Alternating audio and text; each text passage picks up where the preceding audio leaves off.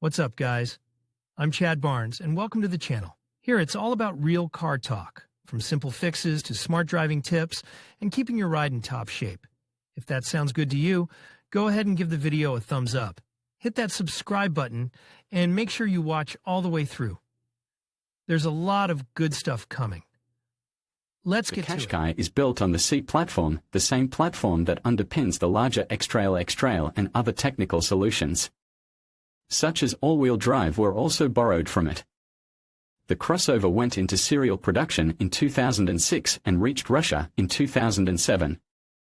And the Japanese hardly expected such a success, which accompanied the model. In the first 3 years in Europe were sold more than 300,000 cars, and then sales amounted to more than 200,000 units per year.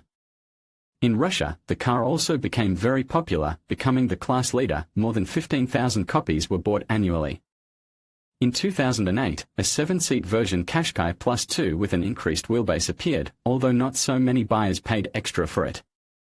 Despite its popularity in Russia, localization has not been achieved. Only the second generation of the crossover has been put on the assembly line in St. Petersburg. The first generation came to us from a plant in England, but that did not prevent it from being quite competitive in terms of price. At the start of sales in 2007, Qashqai was asked from 570 to 850,000 rubles. By the restyling of 2010, the prices have grown. The basic crossover cost 750,000 and the top execution pulled on 15 million. But the price level remained until the change of generation in 2013. Currency fluctuations and price hikes have already reached the successor. The high popularity of the model is well seen by the volume of the secondary market at the time of writing the material in the sale. On Avito were 800 pre-restyling and 1,600 restyling cars, as well as 257-seat Qashqai Plus 2. So, the choice here is huge. It remains only to understand what to pay attention to when buying and whether the game is worth the candle. The condition of the car body at the age of 10 to 15 years will certainly not be ideal, but most cars boast quite decent appearance. Of course, much here depends on care. Neglected or simply beaten about curbs. Pre-restyling machines already require replacement of rotten sills and repair of the bottom, and the latest and luckiest do not have external defects. Of course, you can certainly find something. Corrosion is hidden on the sills, under the extensive door and fender moldings, as well as in the recesses of the wheel arches. In addition, you can look in the trunk and filler neck recesses. Sometimes you can find swollen paint there, too. There is nothing to say about the front edge of the hood and roof. The hood is very likely to be repainted, and the roof easily blooms because of the lack of galvanizing. Well, and the fifth door may have defects in the license plate niche and under the molding. Not surprisingly, with its high popularity, the model has a wide range of non-original parts, including body parts. The original, as it often happens, is quite expensive, but almost all popular bodywork can be found much cheaper.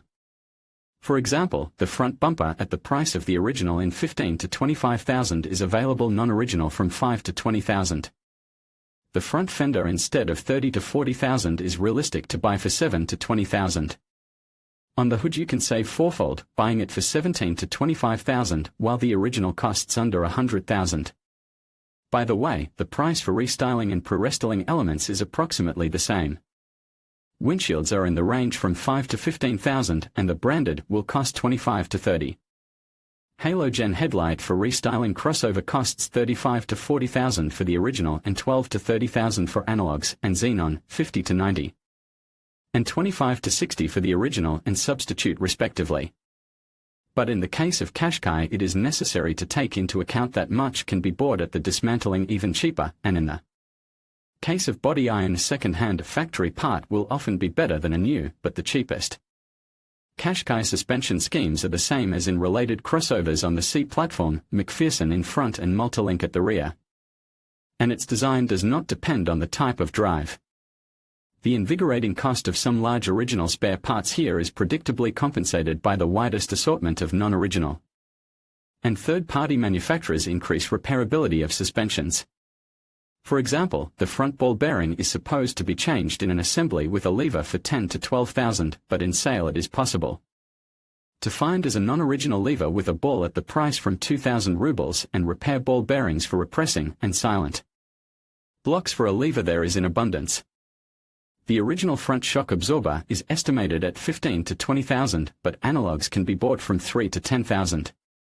Stabilizer struts are unified with Tina, X-Trail, Murano and Renault models, so here too the principle cheap and a lot operates.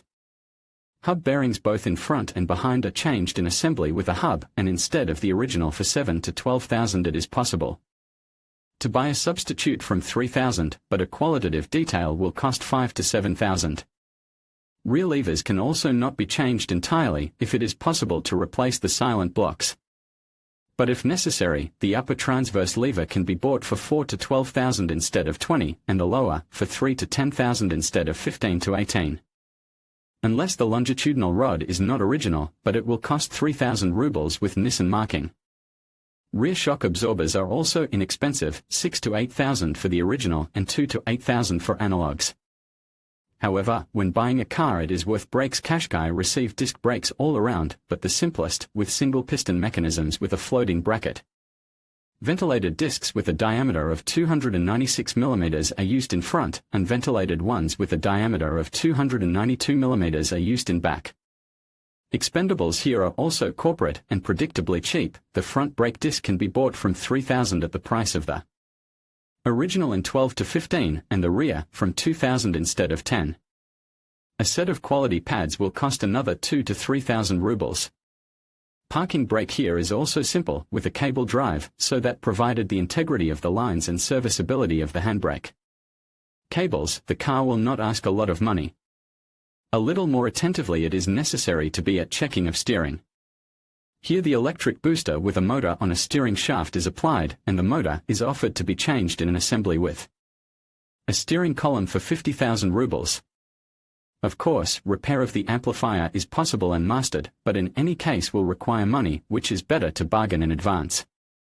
But everything is easier with the rack itself. It can be bought restored for 10 to 25,000 at the price of the original and 60 to 80,000. The basic gearbox for Qashqai was mechanics, with 1.6-litre engine is combined 5-speed Junior 5 and with 2-litre 6-speed TL4. The same set of manual gearboxes we saw, for example, in the Renault Megane Fluence. Both boxes have no weak points and are able to pass more than 250,000 kilometers before the appearance of problems with bearings, synchronizers and differential.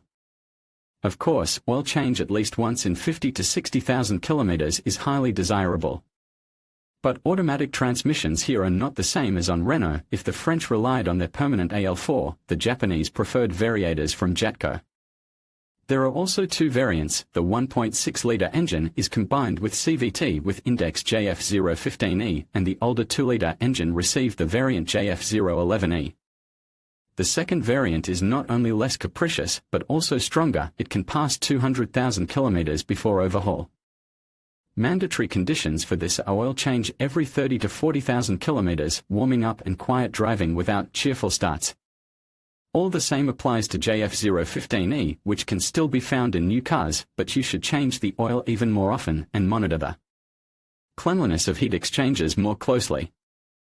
However, the main problem with all this stepless economy today is different. For 10 to 15 years since the release, the vast majority of cars have already overcome the mileage of 200,000 kilometers, and variators have already experienced at least one opening.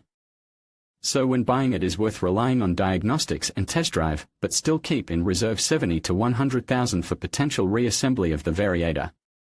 The Qashqai's engine choices actually come down to two options: 1.6-litre HR16DE for 114 horsepower and 2-litre Mr. 20DE for 141 horsepower.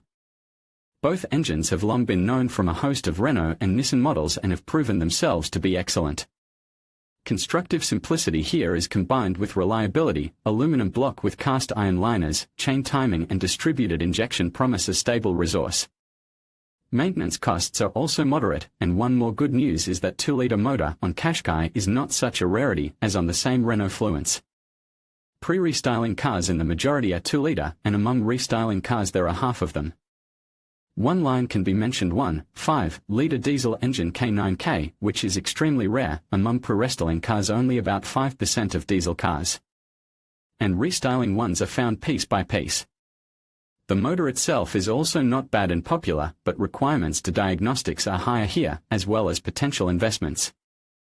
In fact, supercharger and fuel equipment in repair will be many times more expensive than phase regulators and timing on gasoline atmospherics.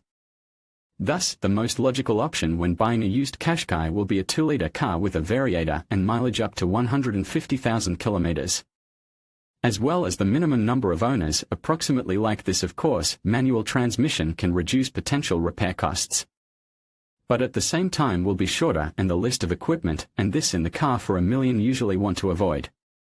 Well, if the simplicity and cheapness of the content you put at the top of the list, you can look for a Qashqai with a 1.6-liter motor and a manual, but low mileage, about 100,000 kilometers.